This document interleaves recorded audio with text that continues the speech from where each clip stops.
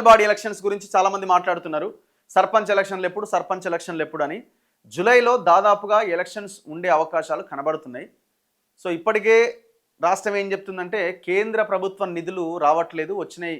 ఎందుకంటే ఎలక్షన్స్ ఉండి అక్కడ పాలక మండలి ఉంటేనే కేంద్రం నుంచి డబ్బులు వస్తూ ఉంటాయి. సో కాబట్టి కేంద్రం డబ్బులు ఆగిపోతా ఉన్నాయి, రావట్లేదు అన్నది ప్రభుత్వం చేస్తున్న వాదన. సో ప్రజలు అడుగుతున్నది ఏంటంటే రిజర్వేషన్స్ అంశం ఏం తెలిసింది. 35% ఉన్న రిజర్వేషన్ 27%కి తగ్గించిండు, అది 18% అమలైంది అక్కడక్కడ.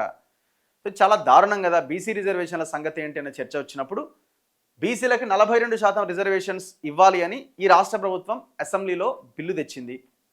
విద్యా ఉద్యోగాల్లో 42 అండ్ స్థానిక సంస్థల్లో 42%. ఆ బిల్లులు ఆమోదించారు, గవర్నర్కి పంపారు, గవర్నర్ రాష్ట్రపతికి పంపారు. అది అక్కడ పెండింగ్లో ఉన్నది. ఈలోపుగా కేంద్రం ఏమన్నది, మేము జనగణనతో పాటు కులగణన కూడా చేస్తామని చెప్పింది. 2026-27 ఫిబ్రవరి కల్లా మేము చేస్తామని చెప్పింది. సో అదే అట్లా కోల్డ్ స్టోరేజ్లోకి వెళ్ళింది.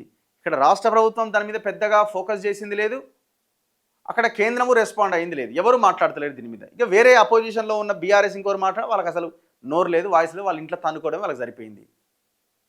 సో ఇప్పుడు ఇమీడియట్గా లోకల్ బాడీ ఈ సర్పంచ్ ఆర్ మున్సిపల్ ఎలక్షన్స్ పెడితే రిజర్వేషన్ సంగతి ఏంది? 42% రిజర్వేషన్స్ అమలు ఎట్లా సాధ్యమవుతుంది? ఇప్పుడు డైరెక్ట్గా వీళ్ళు ప్రకటించి వెళ్ళడానికి అవకాశం ఉందా అంటే అది అంత ఈజీ కాకపోవచ్చు. చాలామంది కోర్టుకి వెళ్ళొచ్చు. కోర్టు ఆల్రెడీ ఒక 50% ఒక క్యాప్ పెట్టింది సుప్రీంకోర్టు. ఆ 50% రిజర్వేషన్స్కి మించి అంటే ఎస్సీలకి ఎస్టీలకి రాజ్యాంగం ప్రకారంగా వాళ్ళ రిజర్వేషన్ పోను, మిగతా 50% రిజర్వేషన్స్లో బీసీ రిజర్వేషన్ అది ఎంత? ఇప్పుడు కాంగ్రెస్ పార్టీ ఏమనుకుంటుందట, 42% టికెట్లు కాంగ్రెస్ వైపు నుంచి మేము బీసీలకు ఇస్తామని అంటుందట. మరి మీరు బీసీకి ఇచ్చిన దగ్గర బీఆర్ఎస్ అయినా బీజేపీ అయినా బీసీకి ఇవ్వాలని గ్యారంటీ ఉంది?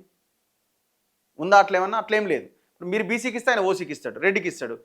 ఆయన బీసీకి ఇస్తే మీరు రెడ్డికి ఇస్తారు. మళ్ళీ మీరంతా గ్రౌండ్లో ఒకటే కదా మీరంతా. సో ఇది మరింత నష్టం చేకూర్చే అవకాశం ఉంది తప్ప దీనివల్ల లాభం జరగదు. సో అల్టిమేట్గా ఈ రిజర్వేషన్స్ పెంచకుండా ఎలక్షన్స్లోకి వెళ్తే నష్టం జరగడం ఖాయం. మరి ఏం చేస్తారన్నది చూడాలి. వచ్చే 2 నెలల్లో స్థానిక సంస్థల ఎన్నికలు రాబోతున్నాయని కాంగ్రెస్ పార్టీ శ్రేణులను సన్నద్ధం చేస్తోంది. ఈ ఎన్నికల్లో మండల జిల్లా కమిటీలే కీలక పాత్ర పోషించబోతున్నాయని, ఈ నెలాఖరు కల్లా వాటికి అధ్యక్షుల నియామకాలు పూర్తి కావాలని గడువు నిర్దేశించింది. ఈ నెల 17 కల్లా ఈ పదవులకు పేర్లు స్వీకరించాలని ఏఐసిసి పిసిసికి సూచించింది. కొన్ని జిల్లాల్లో ప్రభుత్వ కార్యక్రమాలపైన సరైన ప్రచారం లేదని, జిల్లా ముఖ్య నేతలు పట్టించుకోవట్లేదని ఏఐసిసి రాష్ట్ర ఇన్ఛార్జ్ మీనాక్షి నిర్వహించిన సమీక్షల్లో ఫిర్యాదులు అందినాయి. వాటిని కూడా పార్టీ సీరియస్గా పరిశీలిస్తోంది. ఎక్కడెక్కడ లోపాలు ఉన్నాయనేది గుర్తించి సరిదిద్దే బాధ్యతలను పీసీసీకి అప్పగించింది. పీసీసీ ఉపాధ్యక్షులుగా 27 మందిని, రాష్ట్ర ప్రధాన కార్యదర్శులుగా మరో 69 మందిని నియమించగా క్షేత్రస్థాయిలో విరివిగా పర్యటించాలని వారికి సూచించింది.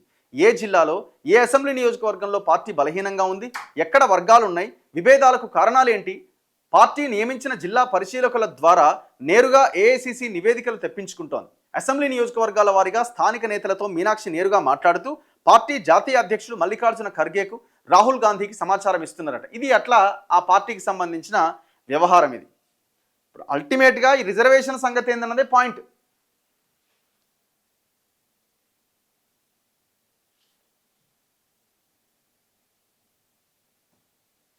చూడాలి మరి అది.